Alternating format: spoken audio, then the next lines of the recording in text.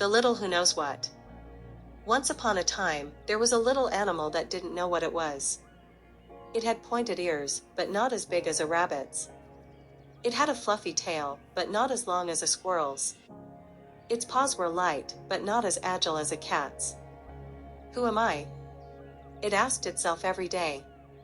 One day, walking through the meadow, it saw a group of ducks splashing in the lake. Hello! It greeted them.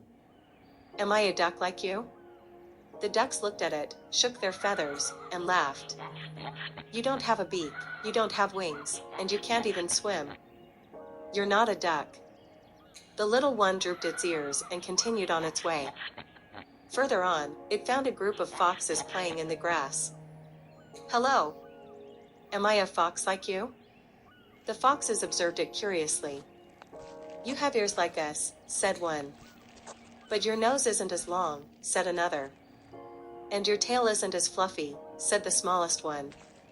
No, you're not a fox. The little one sighed and kept walking. Beyond, under a leafy tree, it saw a group of mice scurrying among the roots. Hello! Am I a mouse like you? The mice stopped abruptly and looked it up and down. You're small like us, said one. But your paws are longer, said another. And you don't have whiskers like us, said the oldest. No, you're not a mouse.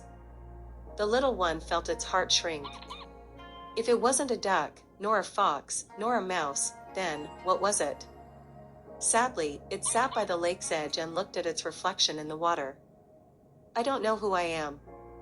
The wind blew softly, rustling its fur. The clouds reflected in its bright eyes. Leaves fell around it like tiny whispered secrets. Then, it heard a sweet, wise voice. You are you. It lifted its head and saw an old owl on a tree branch. You are you, and that is enough. You don't need to be like anyone else. The little one was silent. It looked at its pointed ears, its fluffy tail, its light paws, and for the first time, it smiled. It stood up, took a deep breath, and ran happily through the meadow. Because it no longer mattered if it was a duck, a fox, or a mouse. It was itself. And that was the best thing in the world.